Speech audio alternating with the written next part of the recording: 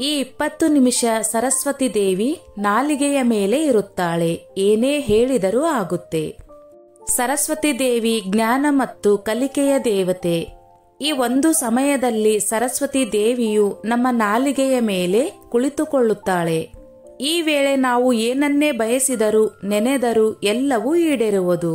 ಯಾವ ಸಮಯದಲ್ಲಿ ಸರಸ್ವತಿ ದೇವಿ ನಮ್ಮ ನಾಲಿಗೆಯ ಮೇಲೆ ಇರುತ್ತಾಳೆ, ಯಾವ ಸಮಯದಲ್ಲಿ ನಾವು ಏನನ್ನು ಬೇಡಿಕೊಳ್ಳಬೇಕು.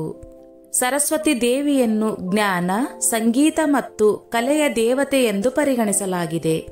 ಆಕೆಯನ್ನು ಮಾತು ಮತ್ತು ಧ್ವನಿಯ ಅಧಿದೇವತೆ ಎನ್ನುವ ನಂಬಿಕೆ ಇದೆ. ಹಿಂದೂ ಧರ್ಮದಲ್ಲಿನ ಗಾಢವಾದ ನಂಬಿಕೆಯ ಪ್ರಕಾರ ಸರಸ್ವತಿ ದೇವಿಯು ಕೆಲವೊಂದು ಸಮಯಗಳಲ್ಲಿ ಮನುಷ್ಯರ ನಾಲಿಗೆಯ ಮೇಲೆ ಕುಳಿತುಕೊಂಡು ಮಾತುಗಳನ್ನಾಡಿಸುತ್ತಾಳೆ ಎಂದು ಹೇಳಲಾಗಿದೆ. ಆಕೆ ನಮ್ಮ ನಾಲಿಗೆಯ ಮೇಲೆ ನೆಲೆಸಿರುವ ಸಮಯದಲ್ಲಿ ನಾವು ಯಾವುದೇ ಮಾತುಗಳನ್ನಾಡಿದರೂ ಅದು ನೆರವೇರುತ್ತದೆ ಅಥವಾ ನಿಜವಾಗುತ್ತದೆ ಎನ್ನಲಾಗುವುದು. ಹಿಂದೂ ಧರ್ಮದಲ್ಲಿ ಶಬ್ದ ಶಕ್ತಿಯನ್ನು ಬಹಳ ಮುಖ್ಯವೆಂದು ಪರಿಗಣಿಸಲಾಗಿದೆ. ನಾವು ಬಳಸುವ ಪ್ರತಿಯೊಂದು ಪದಗಳು ಅದರದ್ದೇ ಆದ ಶಕ್ತಿಯನ್ನು ಹೊಂದಿರುತ್ತದೆ. ಈ ಪದಗಳಿಗೆ ಒಂದು ಬ್ರಹ್ಮಾಂಡವನ್ನು ಸೃಷ್ಟಿ ಮಾಡುವ ಮತ್ತು ನಾಶ ಮಾಡುವ ಶಕ್ತಿ ಇರುತ್ತದೆ.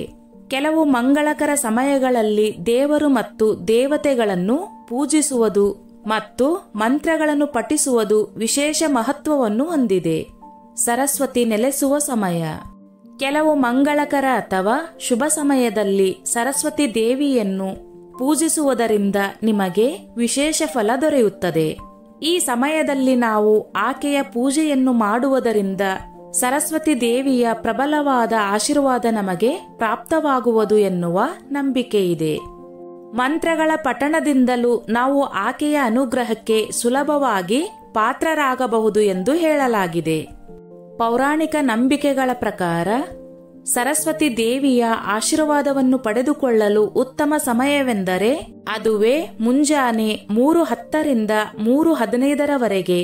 ಈ ಸಮಯದಲ್ಲಿ ಬ್ರಹ್ಮಾಂಡವನ್ನು ಗರಿಷ್ಠ ಶಕ್ತಿಯನ್ನು ಹೊಂದಿರುತ್ತದೆ. ಈ ಸಮಯದಲ್ಲಿ ನೀವು ಪ್ರತಿದಿನ ಮುಂಜಾನೆ ಎದ್ದು ನಿಮ್ಮ ಮನದಾಳದಲ್ಲಿನ ಆಸೆಗಳನ್ನು ಹೇಳಿಕೊಂಡರೆ ಅಥವಾ ನಿಮ್ಮ ಇಷ್ಟಾರ್ಥಗಳು ಈಡೇರಲೆಂದು ಪ್ರಾರ್ಥಿಸಿದರೆ ಆ ಎಲ್ಲಾ ಆಸೆಗಳು ಇಷ್ಟಾರ್ಥಗಳು ಖಂಡಿತವಾಗಿಯೂ ಈಡೇರುತ್ತದೆ ಎನ್ನುವ ನಂಬಿಕೆ ಇದೆ. ಇದಲ್ಲದೆ ಸರಸ್ವತಿ ದೇವಿಯೂ ಕೂಡ ಮುಂಜಾನೆ 3:20ರಿಂದ 3:40ರವರೆಗೆ ನಾಲಿಗೆಯ ಮಧ್ಯಭಾಗದಲ್ಲಿ ವಾಸವಾಗಿರುತ್ತಾಳೆ. ಈ ಸಮಯದಲ್ಲಿ ನಾವು ಮಾತನಾಡುವ ಪ್ರತಿಯೊಂದು ಶಬ್ದವು ಸರಸ್ವತಿ ದೇವಿಯ ಅನುಗ್ರಹದಿಂದ ನುಡಿಸಲ್ಪಟ್ಟಿರುತ್ತದೆ ಎನ್ನುವ ನಂಬಿಕೆ ಇದೆ. ಪೌರಾಣಿಕ ನಂಬಿಕೆಯಿಂದಲೂ ಸರಸ್ವತಿ ದೇವಿ ಜೀವಿಗಳ ನಾಲಿಗೆಯ ಮೇಲೆ ನೆಲೆಸಿರುತ್ತಾಳೆ ಎನ್ನುವ ನಂಬಿಕೆ ಇದೆ. ಈ ನಂಬಿಕೆಯು ಧನಾತ್ಮಕ ಚಿಂತನೆಯನ್ನು ಹೊಂದಲು ಮತ್ತು ಅವರ ಗುರಿಗಳನ್ನು ಸಾಧಿಸಲು ಜನರನ್ನು ಪ್ರೇರೇಪಿಸುತ್ತದೆ. ಆದಾಗ್ಯೂ ಈ ನಂಬಿಕೆಗೆ ಯಾವುದೇ ವೈಜ್ಞಾನಿಕ ಆಧಾರವನ್ನು ಹುಡುಕಲು ನಮಗೆ ಸಾಧ್ಯವಿಲ್ಲ. ಸರಸ್ವತಿ ದೇವಿಯ ಆರಾಧನೆಯು ವ್ಯಕ್ತಿಯ ಜೀವನಕ್ಕೆ ಜ್ಞಾನ ಮತ್ತು ಬುದ್ಧಿವಂತಿಕೆಯನ್ನು ನೀಡುತ್ತದೆ. ಅವರು ಬಯಸಿದ ಜ್ಞಾನವನ್ನು ಇದು ಅವರಿಗೆ ಒದಗಿಸುತ್ತದೆ. ಹಾಗಾಗಿ ಸರಸ್ವತಿ ದೇವಿಯನ್ನು ಪೂಜಿಸಲು ನೀವು ಮರೆಯಬಾರದು ಎಂಬುದನ್ನು ಗಮನದಲ್ಲಿಟ್ಟುಕೊಳ್ಳಿ. ಸ್ನೇಹಿತರೆ, ಈ ನನ್ನ ಮಾಹಿತಿ ನಿಮಗೆ ಇಷ್ಟವಾಗಿದ್ದಲ್ಲಿ ದಯವಿಟ್ಟು ಶೇರ್ ಮಾಡಿ, ಲೈಕ್ ಮಾಡಿ ಮತ್ತು ಸಬ್ಸ್ಕ್ರೈಬ್ ಮಾಡಿ.